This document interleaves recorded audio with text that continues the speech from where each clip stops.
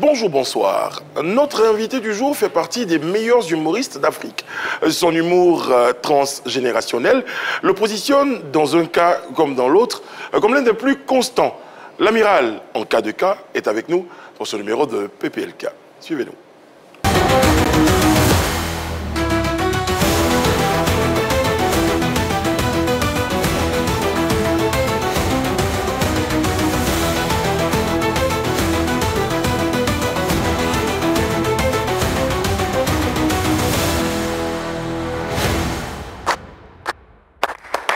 Oye, comment ça va la cour? Ça va super bien, ça va très bien. Mais très bien, je crois que je suis un roi comblé. Il faut savoir que la cour se porte bien, la cour gère les affaires courantes. C'est ça. Ça fait plaisir. Surtout. Et la preuve que je me porte bien, c'est que j'ai un kiff. Oui. C'est le moment ou pas? Si. Alors, je pense que voici une autre preuve de ce que le chien est le meilleur ami de l'homme. Regardez, vous allez kiffer, j'espère. Il y a des chiens là, on dit assis, il s'asseye. Levé, il se lève. Coco là, lui, il fait pas ça. Quand c'est Papatoya là, il est fort dedans, regardez. Je vais faire un petit truc, vous allez voir. Hé, la femme qui tombe là-bas là-haut. Son mari l'a frappé. Vous avez vu, non? C'est ce que lui, il sait faire. Quand on dit Jairiya là, quand on dit Papatoya là, c'est le deuxième nom de Coco qui est là. En tout cas, il m'a pas copié. Moi, il ne va pas Jairiya. C'est pas moi qui a copié, c'est pas moi. On ne peut pas dire à la suite de cette vidéo qu'on a le chien qu'on mérite. Mais voilà, peut-être que le chien a l'image de sa patronne. Et en fait, souvent le personnage de la patronne, du patron et tous ceux qui sont dans la maison, il y a aussi des chiens qui parlent baoulé, qui comprennent du moins, qui comprennent le baoulé. Tu en as fait l'expérience, Désiré? Oui, dans les villages baoulés, il y a des chiens qu'on appelle affectueusement. On baoulait un chien et il arrive au... Ils comprennent, voilà, ils comprennent, mais quand tu leur parles en baoulé, ils te suivent. Ils te suivent. Ah ouais? Franchement, les baoulés. Dans les villages baoulés. Du coup, je comprends pourquoi il y a les chiens baoulés. C'est pour ça? C'est pour cela qu'on les appelle les chiens baoulés. Parce qu'ils comprennent le baoulé. Ils comprennent le baoulé. Et aussi, ils ont une forme atypique. Ils vont à la chasse et tout. Oui. Et ils mangent foutou. Ils mangent foutou. Voilà. Sauce copé, voilà tout. Voilà. C'est ça. Voilà. Et l'alimentation qui va avec. Merci beaucoup pour le kiff. Par contre, moi j'ai un no-kiff. C'est désolant de le dire, c'est désolant de le montrer, mais si ça peut sensibiliser, tant qu'à faire, on y va quoi. Un papa, un grand-père, un oncle qui s'est retrouvé dans un bureau et il a montré son côté scélérat. On regarde ensemble. Mais est-ce que les gens ils savent qu'il y a des caméras partout? C'est ça, c'est ce que je m'apprêtais à dire. Il y a des caméras partout maintenant. En ville, il y a des caméras, donc c'est pas dans les maisons, dans les bureaux, il n'y aura pas de caméras. Il y a des caméras partout. Et puis pourquoi aller voler? C'est pas peut-être parce qu'ils sont habitués au supermarché où on précise que ce supermarché est sous vidéosurveillance. Quand on dit pas ça, il s'est dit qu'il n'y a pas de caméra. Mais il y en a partout, mais... Mais après, c'est l'attitude même. Même s'il n'y a pas de caméra, est-ce que c'est le genre d'attitude à avoir? C'est l'attitude du personnage. Ouais. C'est-à-dire avec toute l'attention, la délicatesse avec laquelle il s'y prend, tu sens que c'est le mec, c'est un professionnel. Ouais, c'est un professionnel. C'est pour ça que j'ai dit qu'il a révélé son côté scélérat. D'accord, Grabataire. Bon, en fait, scélérat, on aurait choisi voleur, mais scélérat. C'est un voleur. C'est pour ça. Voilà, parce que c'est un voleur. Un voleur, il n'a pas dit voler dans le bureau. C'est un voleur soutenu, c'est un voleur stylé. Scélérat. C'est un filou. Ah, voilà. C'est un filou. C'est un voleur. Bon, les amis, il y a tout ça, mais il y a le sommaire. Ce numéro de Pipolémique va vous arracher des rires et des sourires. Notre invité, c'est l'humoriste Ankadeka. Avec lui, nous discuterons de l'impact de l'humour dans la société. Avec tous les honneurs dus en son rang, ben voici l'amiral Ankadeka qu'on reçoit maintenant.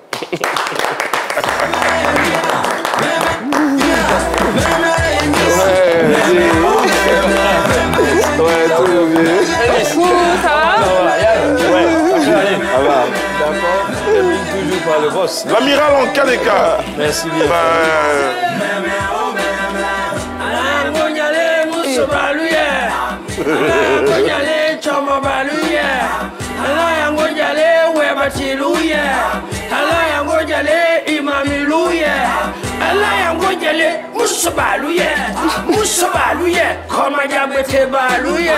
Après, vous expliquez ce que c'est. C'était la question. C'est qu'il chante bien en plus. Tout ce qu'on veut dire, c'est que tout ce qui est dans ces chansons, toi-même. On a Mina seulement. Brice, tu me permets de vous poser une question? Pourquoi la majorité des humoristes, je dis majorité parce que Brice ne chante pas encore, pourquoi vous chantez tous? Ouais, c'est pour ça que j'aille. Ah ouais? Et ils chantent, ils le font très bien. Je veux te rassurer, pas cher tous, Eunice, hein. mon album est en train de Ah ouais? préparer. Et ça Vive sera pas le roi! du Vive reggae. le roi! Igwe! Du reggae, Brice. Pardon, du reggae? Ça sera du reggae. Non. Non, je... Non. Biama. Je peux commenter plus tard. Bon, regardez qu'elle est avec nous, avec lui, et effectivement, vous avez noté que ça va être une émission qui va être très belle, hein, très belle. Pour toutes les fois qu'on a eu l'occasion d'en faire, eh bien, ça a toujours eu ce résultat. Et à côté de ça, il y a Eunice qui, comme tous les jours, ne scrolle pas, mais flirte avec le net.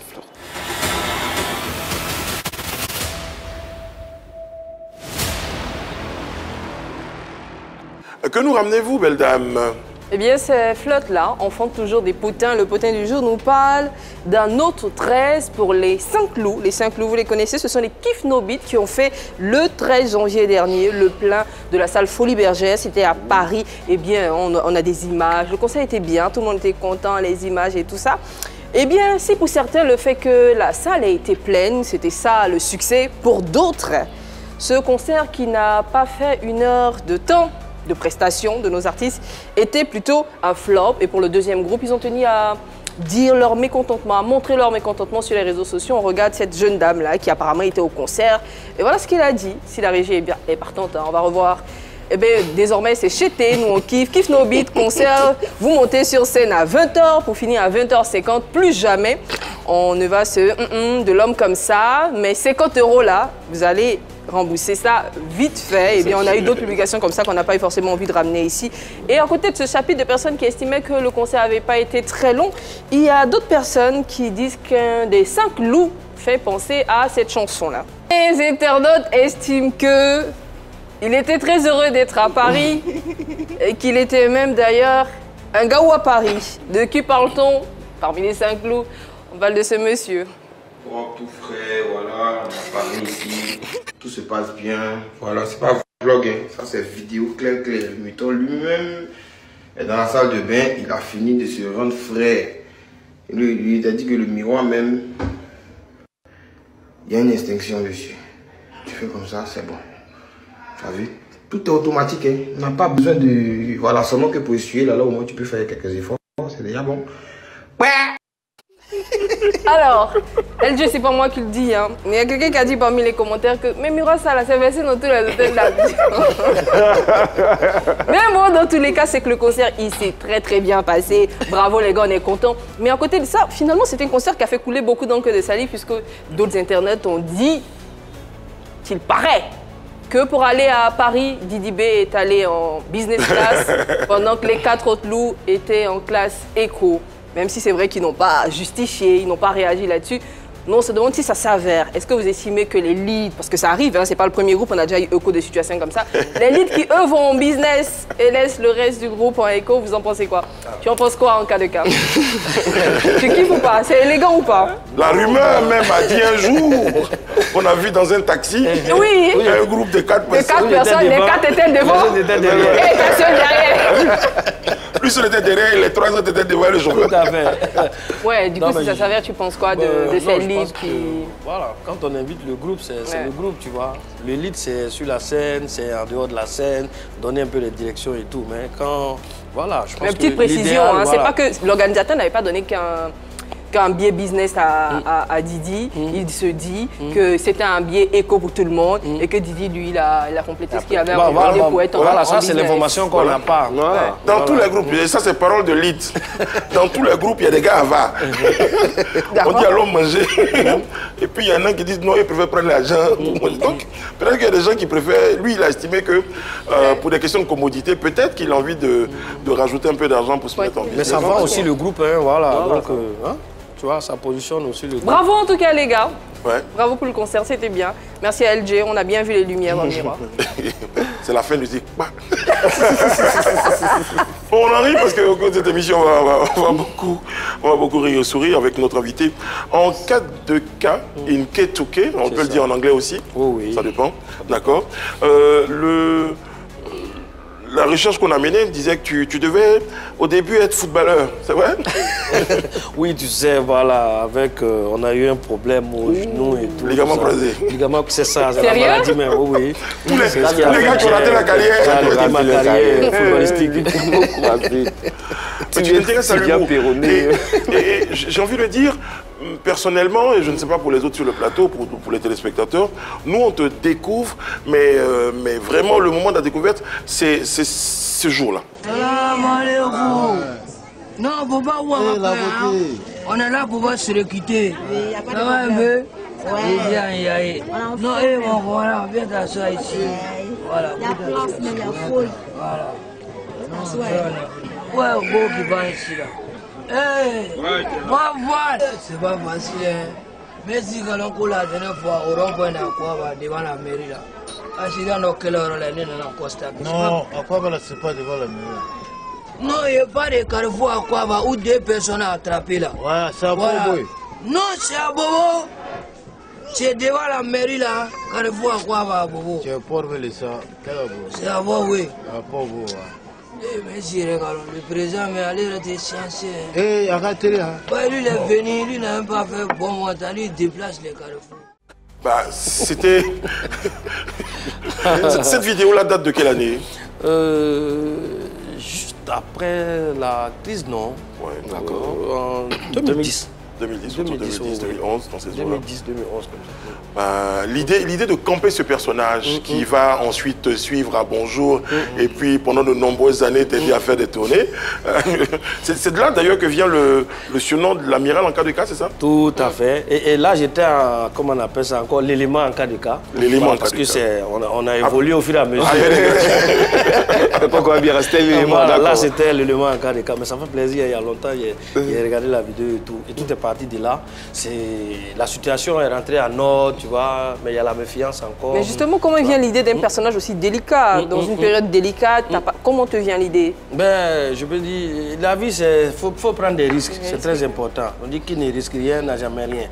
Donc, la situation...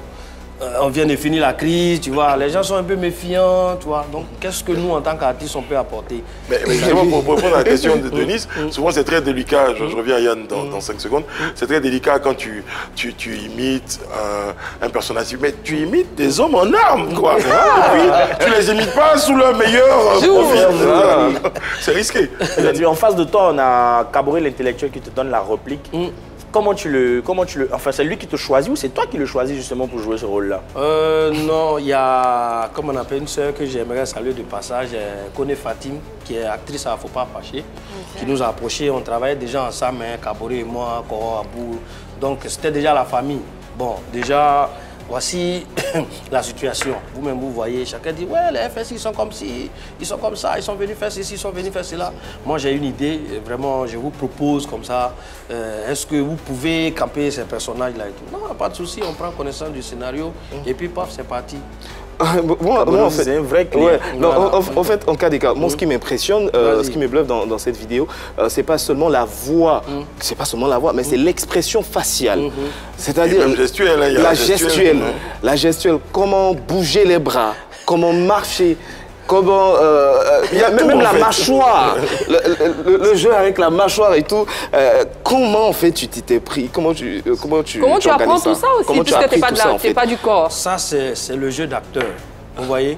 Déjà, avoir une formation de comédien peut te permettre de camper n'importe quel personnage. Bah justement, ça tombe bien, hein, justement, avant que tu progresses, que tu évoques ce volet-là. Tu deviens humoriste, tu travailles, tu vas à l'école pour faire des...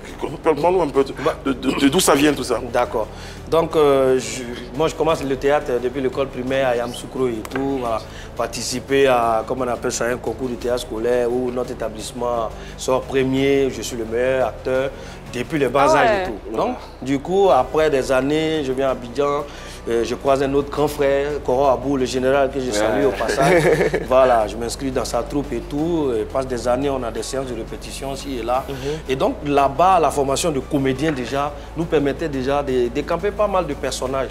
Donc, du coup, comme on le dit à quelque chose de malheur, bon, voici une situation. C'est-à-dire, le rôle du personnage, le personnage, c'est quoi? C'est quelqu'un qui a toujours rêvé d'être militaire.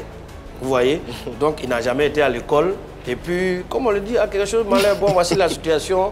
Et donc, lui se dit, ah tiens, voici le moment où je dois être militaire. Et donc, il se retrouve en treillis. Ah ouais. Et le gars, il ne cherche pas à savoir si on doit aller à gauche, à droite. Lui, il est déjà militaire. Donc, il est malade, nous, là, encore habillé.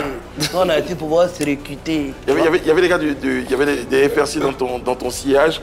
Parce que pour le camper, tu n'imagines pas, il faut que tu regardes. Voilà, je disais, mais les FRC, on les voyait partout en ce moment. Et souvent, même, il y a des gars qui me voient. Voilà. Justement. Ça va, toi là qui parle de nous à la télévision là, voilà. Il dit non, moi je fais ça juste pour m'amuser. Ah, c'est nous on travaille qui est on m'amuser là.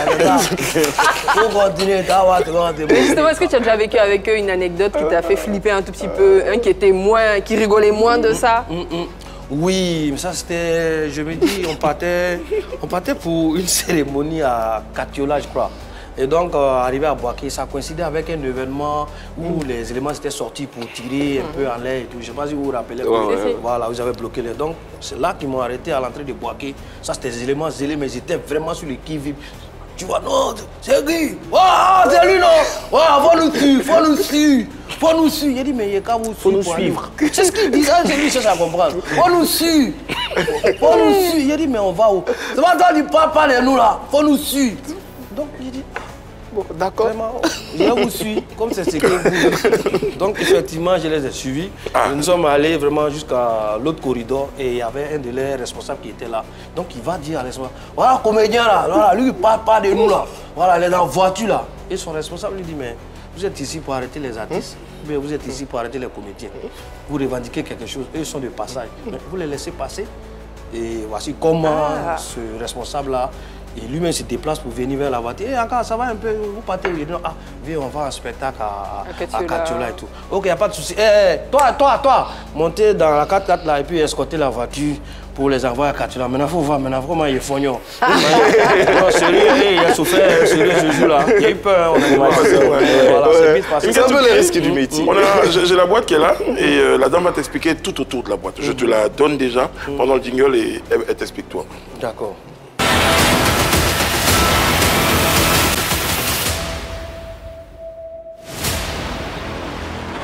Cher amiral, dans cette box-là, tu as 3 questions. Elles ne viennent pas de nous. Chaque soir, on dépose la box devant le portail de la 3. On dit, demain, on reçoit en cas de cas. Si vous avez des questions à lui poser, allez-y, mettez-les dedans. Donc, c'est comme ça. Tu as droit à 3 questions, mais tu as aussi droit à un joker que tu peux utiliser si tu n'as pas envie de répondre à une question. Mais je te sais très sympathique. Je pense que tu vas répondre aux 3 questions. D'accord, mais si ça ne vient pas de vous, gardez en même temps. Tu as des fans, tu as envie de te poser des questions. C'est ça aussi. De regarder. Oui, regarde, vas-y. Il ne savait pas de vous regarder. C'est pas vous non plus.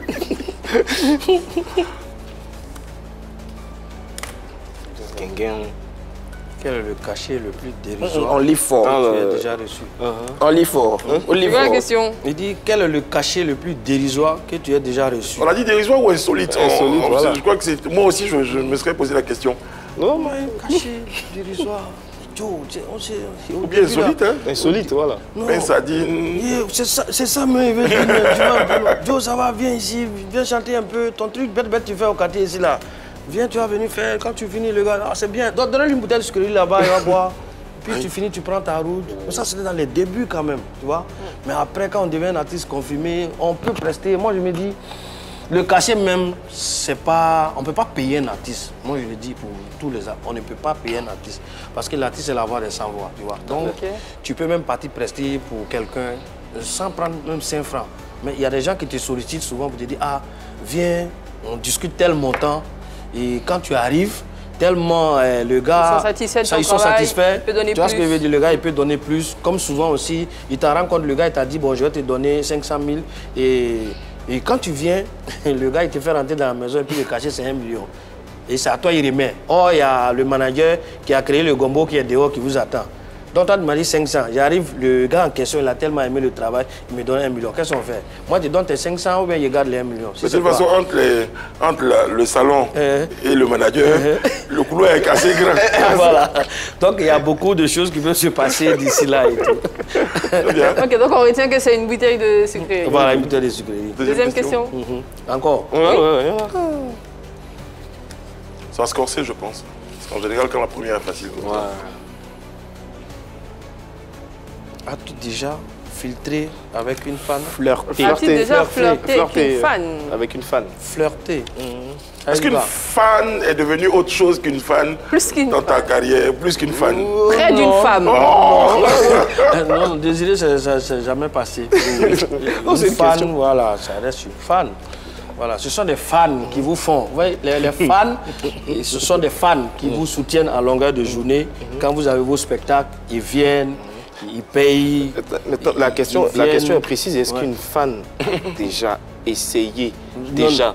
Est-ce que la fan en question a manifesté sa volonté d'aller au-delà? Jusqu'à l'hôtel de la prestation après. Comment à l'hôtel de la prestation? Jusqu'à la prestation, l'hôtel vient chercher quoi dans flirter? En fait, ce qu'il veut te faire comprendre, c'est-à-dire, les femmes, tu ne peux pas les empêcher d'aimer quelqu'un. C'est pas possible, tu vois. Mais oui, voilà. Donc explique-nous un peu une qui t'a déjà, après une prestation ou avant, qui t'a écrit, qui dit à qui tu étais obligé d'expliquer que tu étais professionnel jusqu'au bout. Oui, je l'ai toujours fait. Et même, ça continue toujours. Les fans qui nous approchent, ah, j'apprécie bien ce que tu fais, je peux avoir ton contact, voilà, voilà. Mais c'est toi l'artiste qui dois toujours t'arranger. Comment tu fais alors? Comment tu fais alors pour mettre des barrières? Tu es courtois dans tes propos, tu vois.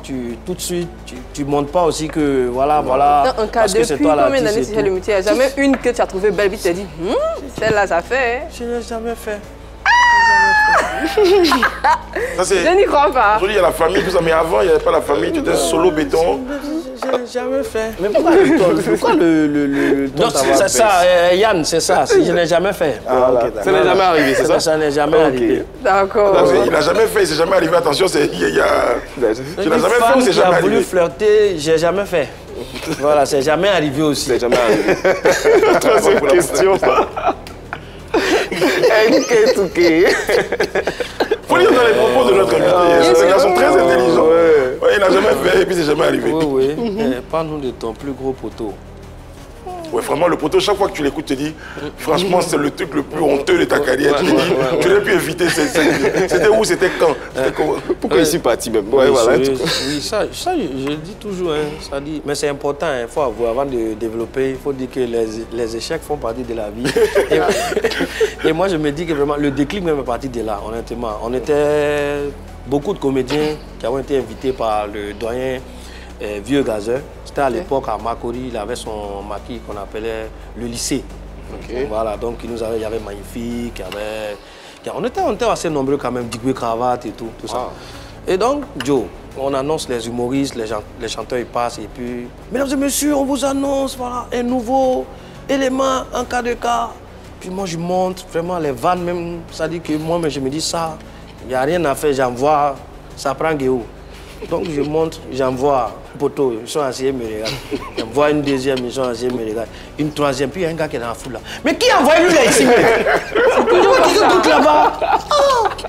Donc ici, il a dit, mais mon vieux, mais il t'a fait quoi? Il essayait de me défendre un peu. Non, mais si tu n'as rien à dire, dépose le micro, tu as quitté devant les gens ici. Oula. Ah, donc je suis là, il dit, mesdames et messieurs, je vous remercie.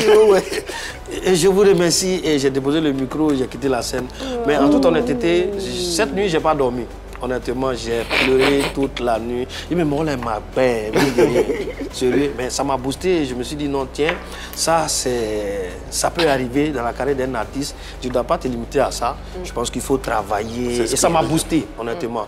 Et après, on a connu tout ce qu'on a connu. Parce que tu avais deux possibilités d'imaginer que le gars et le public étaient méchants. C'est ça. Ou peut-être que toi, tu n'étais pas encore suffisamment prêt pour la scène. C'est ça. Bon, moi, je me dis, c'est moi qui n'étais pas suffisamment prêt pour la scène. C'est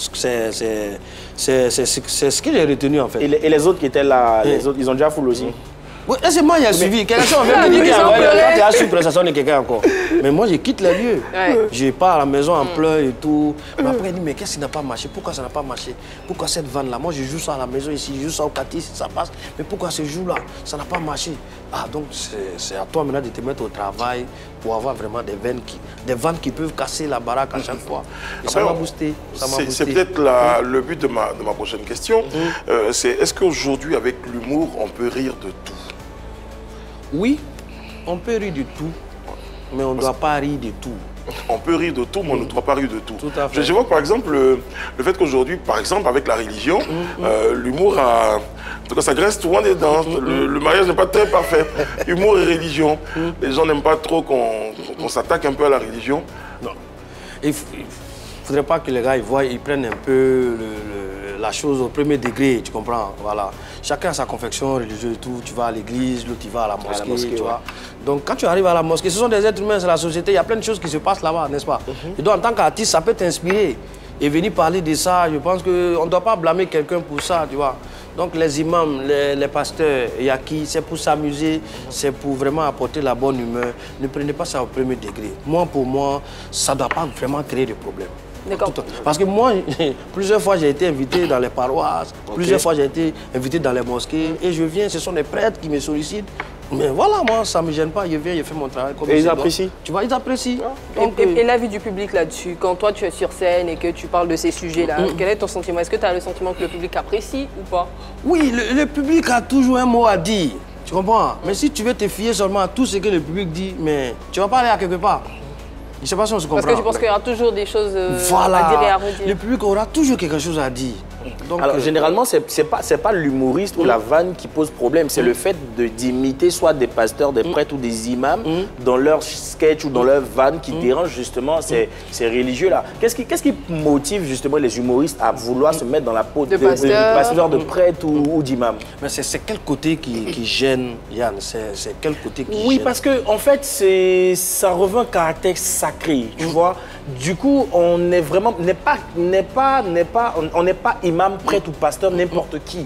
Donc, je ne dis pas que les humoristes aussi sont n'importe qui, mais le fait que ce soit sacré et un humoriste essaie de se mettre dans la peau de ces religieux-là pour imiter. Et puis, généralement, quand on imite, c'est pas comme tu le dis, c'est pas comme on imite les FRC sous leur beau jour. Non, c'est le côté négatif là qu'on met en avant. Les histoires de quête, de dîmes, d'offrandes et tout, chez ces femmes ou pas. C'est ça que vous mettez en avant. Donc, des fois, c'est ce qui dérange un peu ces religieux-là. Donc, qu'est-ce qui vous pousse justement à le faire? Oui, mais... Est-ce que vous êtes dans une forme de dénonciation ou de sensibilisation? Moi, je peux appeler ça la sensibilisation, hein, tu vois. Et les hommes, ils sont... C'est pas tous les hommes de Dieu qui combattent, comme on appelle ça les humoristes, pour ça. Hein. Il y a d'autres, comme je l'ai dit tout à l'heure, et ceux qui nous invitent dans les paroisses, ce sont des hommes de Dieu. Si, bien sûr. Vrai ou faux? Et quand on vient, on joue notre humour, comme on le fait dehors. Ça ne gêne pas. Et tout le monde est content. Mais donc, il y a certains hommes de Dieu qui n'apprécient pas la démarche. Bon, peut-être, ils se retrouvent plus ou moins dans l'indus de ces derniers, donc ça peut déranger. Tu vois? Donc, il ne faut pas globaliser. Ce n'est pas tous les hommes de Dieu qui sont contre ça. Mais voilà, il y a quelques-uns. Voilà. Tu en as déjà rencontré? Moi, ce que je veux dire vraiment, c'est il y a qui demander pardon aux hommes de Dieu. Nous, là, on est vu que ça apporter de la joie aux gens. Après, j'entendais des explications selon lesquelles ils imitent parce que ce sont des phénomènes qui sont... Ils font partie de la société. Voilà. Mais après, effectivement, le fait d'identifier, enfin, d'imiter un groupe, ça peut jeter le discrédit sur l'ensemble d'une corporation. C'est peut-être ça qui gêne. On ne dit pas le pasteur ou bien l'imam de la mosquée de tel joue tel, c'est lui qui fait ça. On dit les pasteurs. J'avais un pasteur dans mon quartier, donc on peut imaginer pour les esprits faibles que c'est une pratique qui est... Mais généralement, il y a des humoristes qui font aussi de la sensibilisation, qui préviennent et qui interpellent en début ou à la fin du sketch pour expliquer que c'est juste de la satire. C'est juste de la satire, on essaie d'ironiser une situation pour véhiculer un message pour que ça passe, même pour les esprits. On parle de pasteurs, de religion, mais on parle aussi de politique. Souvent, c'est un peu difficile. Dans le cas, tu parles de l'arbé, tu parles avec... Parler politique... C'est un métier dangereux? Non, c'est un métier dangereux, mais voilà, comme je... Vous recevez des menaces de temps en temps? Allô, oui, mais je trouve que ce sketch-là, il est déplacé parce que dans la presse écrite, on a vu à un moment donné que certaines personnes avaient rigolé avec la religion. Malheureusement, ça aboutit à des choses pas très gaies. Vous recevez des menaces? Non, du tout. Je pense que peut-être, si on se croise dans les endroits... Ils expriment même mécontentement, mais pas jusqu'à la menace. Voilà, pas jusqu'à la menace. Attends, là, faut aller doucement, hein, tes conneries là. Hein. Ah non, vieux, vraiment, c'était pour juste taquiner et tout. Moi, je me rappelle un peu, ça dit de la vanne, comme on appelle ça, où j'ai parlé de, comment on appelle ça, en pleine crise. Hein. C'était en Bonjour 2013, je crois. Okay. Où les gens, vraiment, il y avait en tout cas la méfiance. Les gens, vraiment, c'était pas ça. Où je parle un peu de l'histoire du BT qui passe. Tu comprends ce que je veux dire? Où la femme du la verse l'eau sur lui. Oh, Sabari, la femme mange pas. Il dit, mais je dois faire comment? Chez vous, là, au pouvoir. mais si tu amouilles tout le quartier, qui a préparé?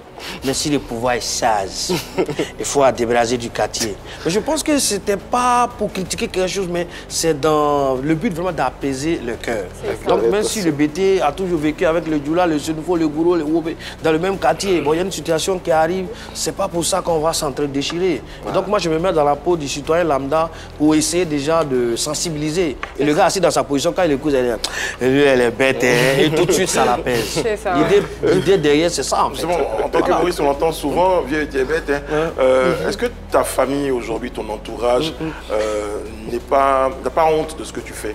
Est-ce que tes enfants, quand ils vont à l'école, on dit c'est pas ton papa qui fait les choses? Parce qu'on n'hésite pas à dire des trucs bêtes. Est-ce que aujourd'hui ton entourage est fier et toi-même, est-ce que tu es fier de ce métier-là? Tu ne vas pas faire médecin, animateur? Non, du tout. Ça dit, je veux dire, chacun a sa place dans la société, tu vois. Même quelqu'un qui est, si je peux m'exprimer de la sorte, quelqu'un qui n'est pas trop bien portant dans le quartier, tu vois, c'est le gars qui est apprécié de tout le monde, tu vois. Mais personne ne veut que ce dernier-là soit un membre de sa famille. Mais il a son rôle dans le quartier. Donc moi, je suis fier d'être humoriste. Moi, je suis fier vraiment... Est-ce que tes enfants t'ont dit un jour, papa, on est fier de toi? On dit, papa, c'est quel travail tu t'en fais là? Non, chaque matin, quand il sort, je lui ai dit, il m'en va au travail, tu vois. Donc, quand il est à la télé, papa, il était vu à la télé. Il dit, oui, c'est mon travail qui est là. Quand tu parlais, les gens, ils riaient. Il dit, oui, je suis là pour faire rire les gens. On va évoquer justement les rapports avec tes collègues, et dans certains cas, tes confrères. D'ailleurs, à ce propos, tout va bien, nous? C'est pas comme dans la musique où il y a des rivalités. Comment ça se passe avec les humoristes? Oui, tout va bien, tout va très bien. Ils disent toujours ça d'ailleurs. Très bien. Et justement, quelqu'un est venu dire sur ce plateau que tout va pas vraiment bien. Parce qu'on avait, il y a quelques jours sur notre plateau, Montana. Tony Montana. Ah d'accord, Montana, je le connais bien. Tony Montana qui était sous les feux des projecteurs. Et puis à un moment donné, on a l'impression que ces feux se sont éteints. À propos de l'expression, un médium qu'on a reçu sur ce plateau qui s'appelle Petit Marteau a estimé que l'étoile de Montana avait été éteinte par un de ses confrères. Par un de ses confrères et par la rivalité extrême. Sérieux? Il disait ça. Donc pourquoi tu estimes que ce sont les gens qui sont à la base? Quelles sont les preuves que ce sont les gens qui ont été à la base de ta chute, par exemple? D'abord, je le dis parce que je me dis que le talent que j'ai, je l'ai par la grâce de Dieu. Et donc moi, je le prie beaucoup, je prie énormément. Et tant qu'on dit que tout ce qui arrive au quotidien, c'est Dieu qui favorise cela. S'il y a une personne qui vient te rencontrer un matin pour te dire, écoute, je suis homme de Dieu, je vois ce dont tu souffres, voici la proposition que je te propose pour que tu arrives à sortir de cela. Mais quand tout le monde arrive à te dire la même chose de ce dont tu souffres, tu sais que là, maintenant, il n'y a plus de... On veut comprendre, c'est plusieurs hommes de Dieu qui te l'ont révélé. Oui, bien sûr, bien sûr. Partout où tu passes, on te dit, mais toi, tu as joué à ton travail, on a changé ton aura. C'est la même chose que tout le monde ressent. Oui, changement d'aura, ça existe dans le showbiz. Petit Marteau, commentaire? Merci bien. Ce qui me fait mal, je l'ai voulu même qu'on me pose la question avant. Là, j'allais étaler ça, mais il est rentré un peu dans les détails, mais je vais parler quand même. Vous confirmez ou vous infirmez ce qu'il dit? Voilà, c'est ça qui m'énerve un peu. C'est quelqu'un, son cœur est ouvert. Et son cœur est blanc, pardon. Donc il ouvre son cœur à tout le monde. Et c'est dans l'approche là, lotus qui prend pour essuyer son visage, c'est qu'ils ont pris pour le teindre. Tu suis les propos, est-ce que c'est un peu en contradiction, hein? Tu as peut-être fait le diplomate en disant, parce qu'aujourd'hui, les humoristes sont demandés dans des spectacles. Donc forcément, quand tu fais 5 spectacles, tu vois tes amis en train de jouer et que toi on ne t'appelle pas, est-ce que ça ne crée pas, sérieusement, il n'y a pas une forme de concurrence, de jalousie même dans le métier des humoristes? Ça, c'est pas seulement dans le métier des humoristes. Partout, ce truc-là existe, tu vois. À partir du moment où chacun veut paraître, voilà. Mais on peut appeler ça peut-être une concurrence déloyale. Ce sont pas... Peut-être une concurrence saine aussi. Tu vois, saine, je veux dire, tu comprends un peu. Moi, c'est pas pour... Donc on allait éteindre l'étoile de quelqu'un. Mais le gars là, il devait lui dire c'est qui a éteint son étoile. Après, on est à la télé, il ne pouvait pas dire ça comme ça. Mais toi, tu as dit que tu connais Montana. Quels sont tes rapports aujourd'hui avec lui? Mais il pouvait lui dire hors antenne, tu vois. Aujourd'hui, oui, et hier. Mais si on ne sait pas qui a éteint et comment on appelle ça, l'étoile de Montana. Parce qu'on n'a jamais su aussi qui a mis une sur le riz des arts. D'accord. En cas de cas, quels sont tes rapports avec Montana? Montana a de très bons rapports, hein. Voilà, on se connaît bien et tout. Voilà. Mais justement, tu sais qu'il a brillé pendant un moment. Et après, quand tu ne le voyais plus parmi vous, est-ce que par moment tu l'appelais? Est-ce que quand tu avais des échos de spectacle, tu le proposais et tout ça? Non, mais en fait, Montana, c'est quelqu'un, souvent, il apparaît, souvent, tu vois, on ne le voit pas trop, tout ça, tu vois. Donc, souvent, il replie beaucoup. Donc, quand il replie, souvent, on a fait plein de... Voilà, on a fait plein de choses, même la caravane de UE Magique Tour. On était sur la tournée ensemble, on a fait toute la Côte d'Ivoire, tu vois. Donc, on a de très bons rapports. Mais comme souvent, comme je l'ai dit... Alors, à la question justement de savoir les différents rapports, tu as dit que vous avez des rapports sains, donc tout allait bien. Est-ce que contrairement aux autres domaines artistiques où les gens se disent clairement la vérité quand ça ne va pas, est-ce que vous êtes un peu hypocrite dans la... Oui, non, ça je le connais. Le gars, tu fais un sketch qui ne marche pas. Tu fais un sketch qui ne marche pas. Dès que tu sors de la scène, tu as 3 humoristes qui peuvent dire ouais, c'est Cédric. Non, mais après, les gars du rap, ils arrivent à dire. Zouglou, bon, eux encore, couper des galets, ils arrivent à le dire clairement. Mais vous, les humoristes, franchement, tout va bien. Alors qu'en réalité, voilà, c'est pas ça. Non, Brice vient de le dire, tu vois, souvent tu descends de la scène, tu vois, quand c'est bon, quand tu descends, tu sais. Donc tu reconnais qu'il y a un peu d'hypocrisie quand même. Ah mais non, c'était bon, hein, c'était bon. Le gars, il peut pas te dire, ah Joe, franchement, ce que tu viens de faire, honnêtement, c'est... C'était nul, quoi, tu vois. C'est aussi trop fort, tu vois ce que je veux dire. Est-ce que tu as déjà vécu quelqu'un qui a déjà fait ça? Est-ce que tu as déjà fait ça, moi? Toi, tu fais ça tout le temps, Brice. Il fait ça tout le temps, lui. Même quand on a des petits qui viennent, quand ils descendent, Brice dit, ouh, non, lui, il va aller loin. Oh, il sait qu'il ne va pas aller loin.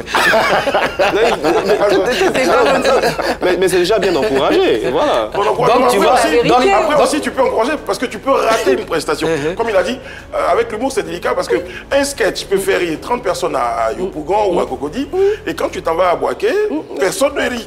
Bon, quand le gars descend là, tu vois sur son visage que ça va pas. Bon, tu peux lui dire, dans ça là. Non, mais Brice, est-ce qu'une prestation ratée d'un humoriste remet en cause son talent? Pas du tout. Jamais. Donc il peut se planter parce que les circonstances n'étaient pas favorables. Il faut avoir le cœur de voilà, donc pour dire directement, mon type, tu t'es planté totalement. Non, tu peux ne pas lui dire, laisse-le avec ça. De toute façon, l'humour, c'est comme dans certains métiers, tu payes cash.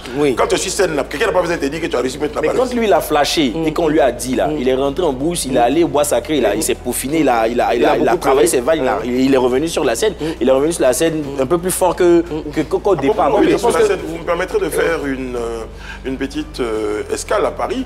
À un moment, on avait entendu que tu avais décidé de t'installer en Europe. C'était vrai ou c'était une rumeur? Oui, je suis parti essayer le terrain. J'ai fait 4 mois là-bas.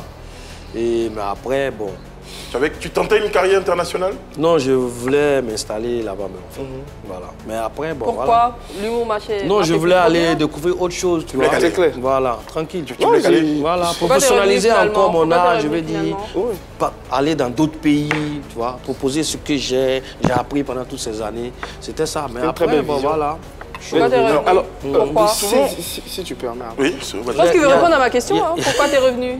Non, il y a les réalités du terrain, tu vois. À distance, il y a ce que tu vois, mais quand tu arrives là-bas, il y a trop de choses. Tu vois, à un moment donné, bon, pour t'installer, il faut te déconnecter du taf, tu vois. Et de ton métier que tu fais, il faut commencer à bosser. Donc moi, je regarde tout ça, mais je me déconnecte de mon travail. Que je fais depuis toutes ces années pour aller bosser encore avant de... Franchement, c'est trop. Donc j'ai dit, je me suis déjà construit une image au pays, reviens et puis travaille pour avancer. Ceux qui ont besoin de toi là-bas, ils vont te solliciter, tu vas partir faire des prestations et puis tu vas revenir au pays. Alors, je ne sais pas si on peut appeler cela un malaise, mais certains humoristes, peut-être de ta génération, arrivés à un certain moment de leur carrière, répètent les blagues. Est-ce que ça, le fait de répéter les blagues, est-ce que ça c'est bien vu? Est-ce que professionnellement c'est quelque chose de correct? Comme j'avais une question dans le genre, je vais la grouper parce qu'on va rester dans le temps. On répète les blagues, on dit qu'aujourd'hui les humoristes disent des blagues qui travaillent plus, c'est les blagues des réseaux sociaux, ainsi de suite. Comment quel regard tu portes sur ces critiques-là? Je veux dire, il faut que déjà les fans, les spectateurs, il faut qu'ils soient un peu cléments. Tu vois ce que je veux dire? C'est-à-dire, comme je l'ai dit tout à l'heure, quand je suis allé à Paris où je voulais m'installer et tout, un humoriste peut prendre au moins 2 ans pour écrire, monter un spectacle. Et le gars, il tourne avec le même spectacle pendant 2 ans. Le même spectacle. Et le même spectacle, souvent, est dans une salle. C'est-à-dire pour une semaine. C'est-à-dire, on vient ce soir, on suit le même spectacle. Le lendemain, on revient, on regarde le même. Il n'y a pas une virgule qui change. Et là-bas, c'est cautionné. Mais ici, quand le gars fait la même vanne 1-2 fois, on dit, mais pourquoi le gars il se répète? Les gens n'ont pas idée comment, c'est-à-dire construire une vanne est difficile. C'est très difficile. Tu vois, donc faut pas blâmer les gens pour dire oui, le gars il est répétitif, il revient à chaque fois sur les mêmes vannes. Mais quand on te dit ça, c'est pour te booster. Faut pas voir ça, ça dit comme on a de façon. Comme si on te blâme. C'est ça, voilà. Je vais faire mon désiré sur le plateau aujourd'hui. Je vais faire mon désiré sur le plateau. Pour quand même accompagner les propos de. Voilà. Bon, les musiciens, les artistes, ils peuvent chanter 30 fois la même chanson. Oui. Mais quand vous êtes humoriste, que vous faites 2-3 fois la même blague, après vous êtes un peu confus. Si vous faites la même blague, si vous changez de blague, Eunice qui est venue avec son ami Yann pour la blague qu'elle aimait, si tu la changes, elle t'en veut, elle dit mais c'est pas cette blague là, l'autre blague là fait plus rire que celle-là. Donc en général sur scène, on est confronté. La colle face à ces situations, ce sont les réseaux sociaux, puisque lorsqu'on fait une blague, qu'on la poste sur les réseaux sociaux, la blague va tourner peut-être pendant 6 mois sur tes réseaux, et encore lors d'une prestation, je sais pas, peut-être à Boaké, et tu ressors la même vanne. C'est clair que... Jamel Debbouze tourne ou Gad Elmaleh tourne avec les mêmes vannes. Mais très souvent, même dans une cérémonie, comme on appelle ça, un humoriste peut, comme on appelle ça, balancer une vanne comme ça, et quelqu'un assis dans le public, tellement ça dit la vanne l'a accroché, le gars il écrit, il balance sur les réseaux sociaux. Et toi qui n'étais pas à ce spectacle, quand tu retrouves ça là-bas et que tu vois l'humoriste en train de dire mais attends, c'est pas la blague qu'on a lue sur les réseaux sociaux. Oh, peut-être c'est lui l'auteur. Il y a aussi ces genres de situations que les gens n'en parlent pas. Ça aussi, ça peut arriver. Allez, pour clore le sujet, il faut dire aussi qu'on est en Côte d'Ivoire, un pays où tout le monde est humoriste. Oui, ça c'est un point. Ça c'est vrai. Non, ça c'est un point. Oui. Notre prochaine escale s'appelle Vérité par l'image. Exceptionnellement, on va la rebaptiser aujourd'hui Vérité par l'humour. J'espère que ça te fait plaisir, moi, cette gueule.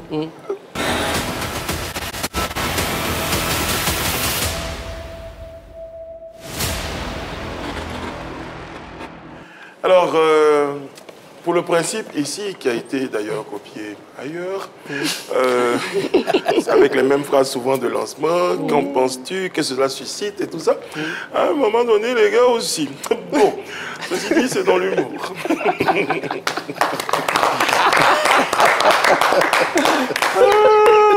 Bien envoyé. Bon, alors, aujourd'hui, on va te proposer des images. Et tu ne vas pas dire ce que ça suscite en toi, quel commentaire. Mais tu vas parler, tu vas utiliser l'humour pour te mettre dans la peau d'eux. Voilà. À l'image, la première de Imra et Didi B. Tu choisiras d'être Imra ou Didi B et tu parleras à l'autre. D'accord. Tu choisis d'être Imra pour parler à Didi B ou tu choisis d'être Didi B pour parler à Imra? Non, mais mais après, je donne le contexte. Oui. Je dis qu'en ce moment, quelqu'un dit qu'il est le premier du coupé décalé du rap. Il faut lui expliquer qu'en vérité, c'est toi. Donc, si tu es Didi B, tu expliques à Imra que c'est toi Didi B le premier. Comment tu fais ça? Mais je peux me mettre dans la peau d'un cas des cas pour parler à mes jeunes frères. Pourquoi pas? Je peux me mettre dans la peau d'un cas pour parler à mes jeunes frères. En tant que comédien, on peut camper tous les rôles. Voilà, tu l'as dit? Bon, allez, c'est parti. C'est le principe. Bon, c'est Didi le grand frère. Voilà, donc tu te mets dans la peau de Didi. Donc je me mets dans la peau de Didi pour parler, comment on appelle ça, au chété. Voilà, une fois, à Magné. Il n'y a pas pitié dedans. Je vois quelque chose. Tu as vu le truc, non? Donc en fait, Imra, j'apprécie bien ton évolution. C'est comme ça qu'il aurait parlé. Oui, c'est ça.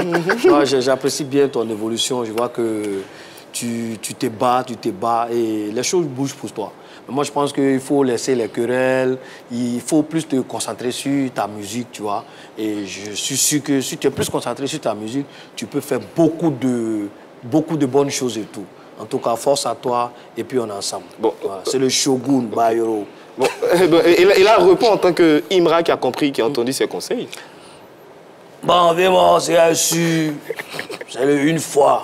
Voilà, c'est le chiété, il y a Magné. C'est sûr, moi, j'ai compris. Voilà, moi, j'étais avec toi. Tu vois un peu, non? Il y a beaucoup de choses qui sont passées, tu vois. Donc, ça me fait plaisir aujourd'hui de voir que tu me donnes ces conseils, de me concentrer sur mon travail et tout. Tu vois, non? C'est que je suis, moi aussi, là, je suis dans ma gamme. Tu deviens un obstacle, là. Moi, t'as lu.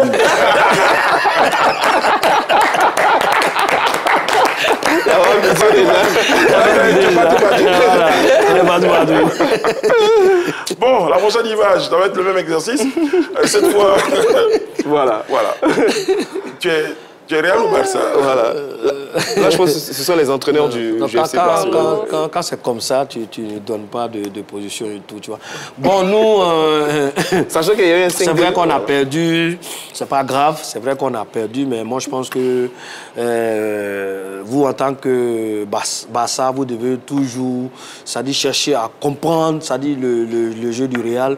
Nous, la Ligue des Champions, on a pris plusieurs fois, et donc ça nous fait plaisir aussi de voir que Barça est en train de monter au fur et à mesure. En tout cas, on n'a pas apprécié la défaite de la finale, c'est pas bien grave, c'est le football, il y a la victoire, c'est là que se situe aussi les défaites et tout. Voilà, donc beaucoup de courage à vous. Ça, je parle en tant que voilà, du Real. Voilà. Alors ça va te faire plaisir, la dernière image va te faire plaisir. Vraiment, pour la dernière image, tu es...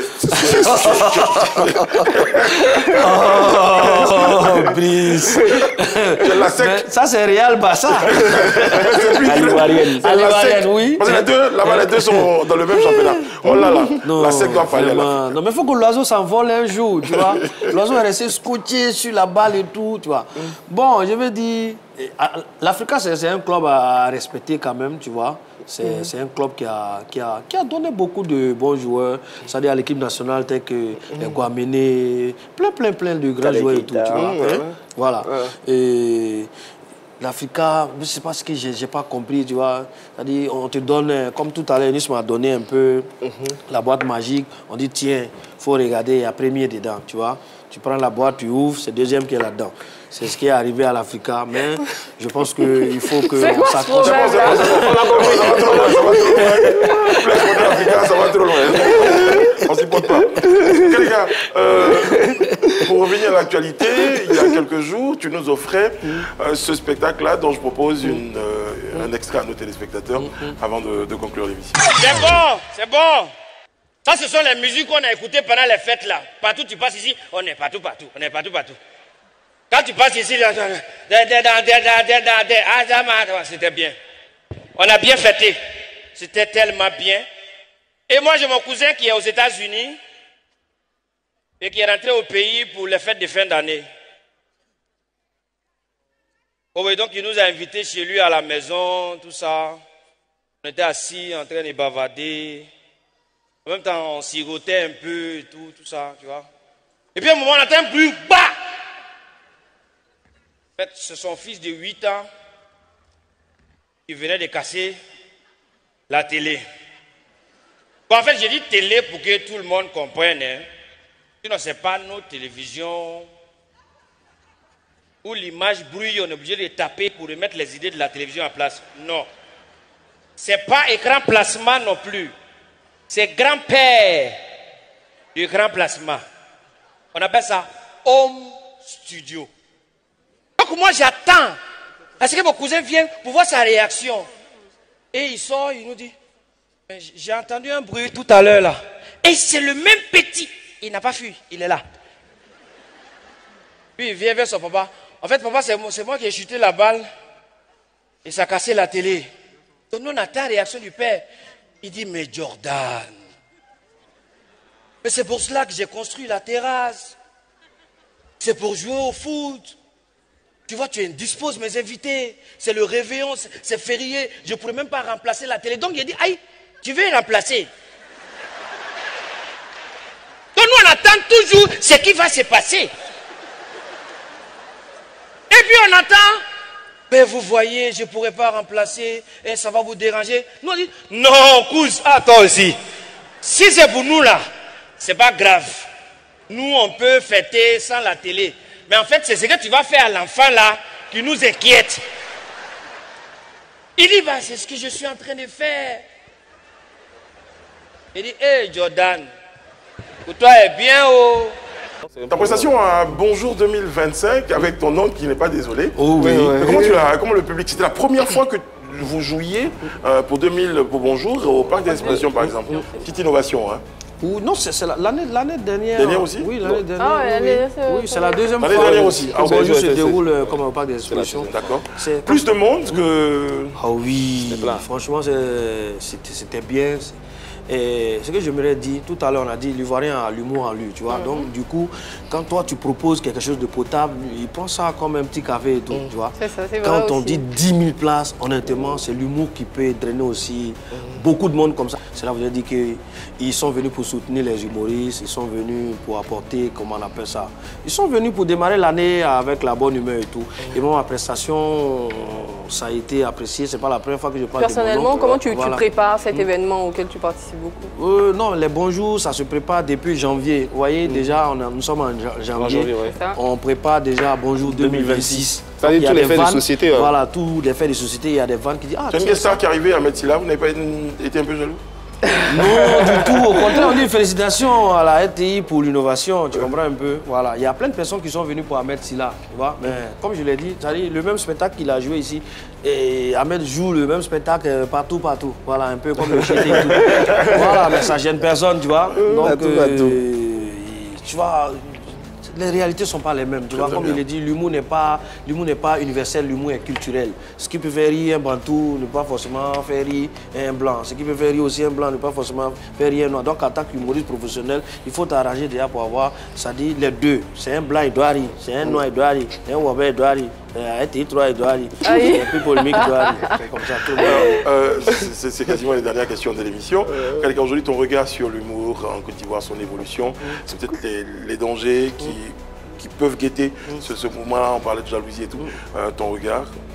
Non, mais moi je me dis, perspective aussi. L'humour ivoirien se porte bien. Honnêtement, quand on regarde d'où on est parti, et où se positionne aujourd'hui l'humour ivoirien, franchement, l'humour ivoirien est au top niveau. Vous voyez, ce sont les humoristes ivoiriens qui sont les plus sollicités dans la sous-région et tout. Et je n'ai pas dit les autres humoristes des autres pays ne viennent pas en spectacle ici, mais ceux qui vont plus dans d'autres pays, dans la sous-région, en Europe, ce sont les humoristes ivoiriens. Cela voudrait dire qu'on a de la matière, on a des humoristes aguerris.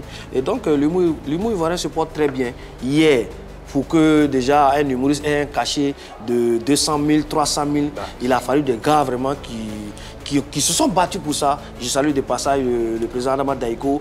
Et hier, on disait seulement, on invite les artistes et puis on va prendre quelques comédiens là. Tu vois, comme si les comédiens n'étaient pas des artistes. Et on payait un cachet normal aux artistes et comme on appelle un transport seulement, une bouteille de sucre. Comédien, tu vois, une bouteille de sucre. Et donc aujourd'hui, on paye un cachet normal. C'est-à-dire, nous autres là, nous qui chantons un peu, nous on a deux cachets. Quand on vient, on dit tu veux comédie, mais tu veux musique. Tu dis tu veux les deux, on te fait un cachet de la musique et un cachet de l'humour. Je comprends donc pourquoi finalement tous les humoristes chantent. Alors, en cas des cas, en novembre dernier, tu as eu un one-man show au Palais de la Culture. On n'a pas trop compris parce que les années précédentes, c'était au Palais, à 4000 places, la salle à Noumabo, mais cette fois-ci, c'était à la salle Bernard Dadier. À Louga. Louga, voilà, Louga. Mais on n'a pas trop compris à la 1500. Voilà. Mais on n'a pas compris quoi. Qu'est-ce que c'est passé de la 1500 à 4000, plutôt de la 4000 à la 1500. Est-ce que tu prends moins de risques? Non, du tout. En fait, pour ce spectacle-là, on a voulu vraiment, c'est-à-dire avoir un contenu, parce qu'on avait une captation télé. On a voulu vraiment avoir. Et cette salle est adaptée vraiment pour le théâtre. C'est ce qui nous amène déjà. On a fait 3 fois à Noumabo et ça c'était vraiment full. Mais là, on voulait une captation télé. C'est ce qui nous amène là.